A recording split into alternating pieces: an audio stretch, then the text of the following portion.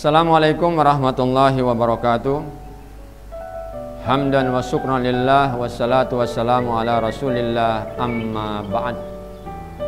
Kaum muslimin yang dirahmati Allah subhanahu wa ta'ala, pertama-tama marilah kita panjatkan syukur kepada Allah subhanahu wa ta'ala yang sampai saat ini, sampai menit dan detik ini masih memberikan kepada kita kenikmatan yang merupakan kebutuhan kita sebagai manusia.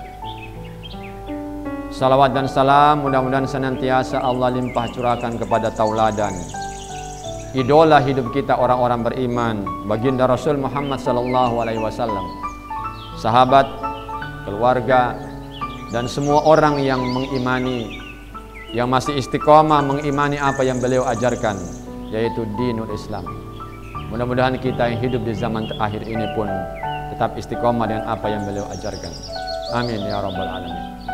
Kaum muslimin yang dirahmati Allah subhanahu wa ta'ala, dalam sebuah riwayat dijelaskan bahwa Rasulullah sallallahu alaihi wasallam setiap pagi selepas sholat subuh beliau selalu meminta 3 hal kepada Allah. Ini kemudian menjadi doa yang dianjurkan untuk selalu kita baca sebagai orang beriman selesai sholat subuh. Apa yang diminta oleh Rasulullah SAW? Ada 3 hal yang beliau minta. Yang redaksi doanya adalah Allahumma inni as'aluka ilman nafi'a wa rizqan thayyiba wa amalan mutaqabbala. Allahumma inni, ya Allah, sesungguhnya aku as'aluka, meminta kepadamu, memohon kepadamu, ilman nafi'a, ilmu yang bermanfaat. Yang pertama diminta oleh Rasulullah SAW adalah ilmu, bukan harta ya, ilmu. Kenapa ilmu? Karena ilmu adalah kompas kehidupan, ilmu adalah pemandu kehidupan, ilmu adalah sarana penting yang sangat dibutuhkan oleh orang manusia, utamanya manusia yang beriman, dalam menapaki dan melangkah dalam kehidupan ini. Tanpa ilmu orang akan tersesat, tanpa ilmu orang akan bimbang, tanpa ilmu orang akan bingung untuk menentukan langkah dia mau ke arah mana. Maka tidaklah salah kemudian kalau Allah itu pertama kali yang diturunkan kepada Rasul sallallahu alaihi wasallam adalah perintah untuk berilmu. Iqra bismi rabbikal ladzi khalaq, itu perintah berilmu. Perintah membaca artinya kan perintah belajar, perintah belajar artinya kan perintah berilmu. Maka orang yang beriman adalah orang yang selalu dan senantiasa menghubungkan hatinya dengan ilmu, karena ilmu adalah kompas kehidupan.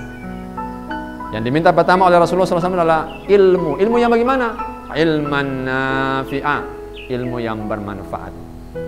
Ilmu yang bermanfaat adalah ilmu yang didapatkan oleh seorang muslim yang berusaha melalui proses belajar, kemudian dengan ilmu dia menjadi lebih dekat dan lebih taat kepada Allah Subhanahu wa taala. Itu ilmu yang bermanfaat. Yang kedua, kaum muslimin yang berbahagia, yang diminta oleh Rasul apa setelah ilmu? Warizqan thayyiba, rezeki yang baik. Bukan warizqan katsiran atau warizqan wasi'an, bukan rezeki yang banyak atau rezeki yang luas, tapi rezeki yang baik.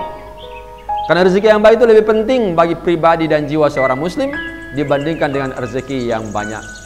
Maka dalam kehidupan kita sering kita mendengar nasihat orang tua, nah, kalau cari rezeki itu rezeki yang barokah. Ibu tidak minta apa-apa dari kamu, jangan berikan ibu uang yang banyak, tapi berikanlah kepada ibu uang yang barokah. Barokah adalah bahasa lain dari thayyibah. Maka orang beriman setelah punya ilmu, maka dia harus dengan ilmu itu dipakai untuk mencari kehidupan, mencari sarana kehidupan yang berupa rezeki dengan cara yang baik, dengan cara yang diberkahi oleh Allah, mendapatkan zat atau barang yang diberkahi oleh Allah, dan digunakan juga untuk di tempat yang diberkahi Allah. Inilah gambaran sederhana dari rizqan thayyibah, rezeki yang baik.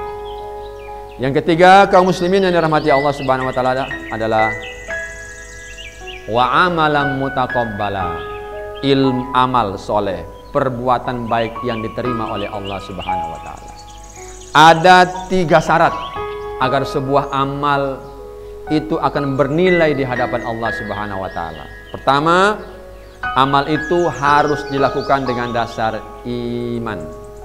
Man amila sholihan, barang siapa saja yang beramal soleh, min dzakarin, baik dia laki-laki, au unsa ataupun dia perempuan, wa huwa mu'min, dalam keadaan beriman, falanuhyiyannahu hayatan thayyibah, maka pasti dia diberikan kehidupan yang baik oleh Allah.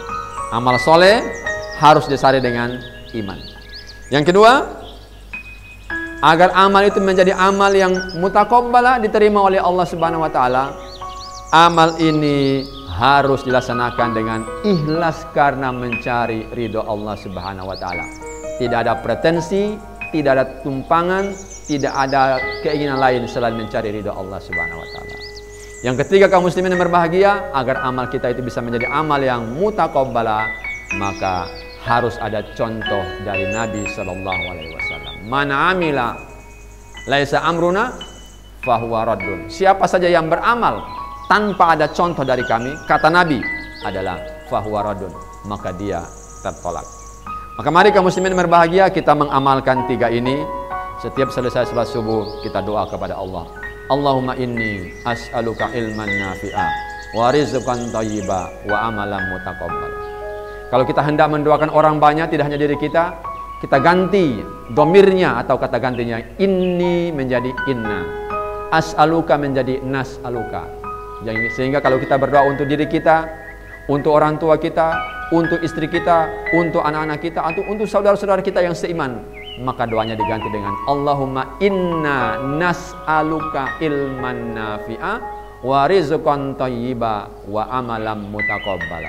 Kalau berdoa untuk diri sendiri, Allahumma inni as'aluka ilman nafi'a wa rizqan thayyiba wa amalan mutaqabbala. Demikian kultum singkat yang kami sampaikan, mudah-mudahan menjadi pencerahan buat kita semua, utamanya pribadi saya. Mohon maaf apabila ada kehilafan dan tutur kata yang kurang berkenan. Terima kasih atas segala perhatian. Assalamualaikum warahmatullahi wabarakatuh.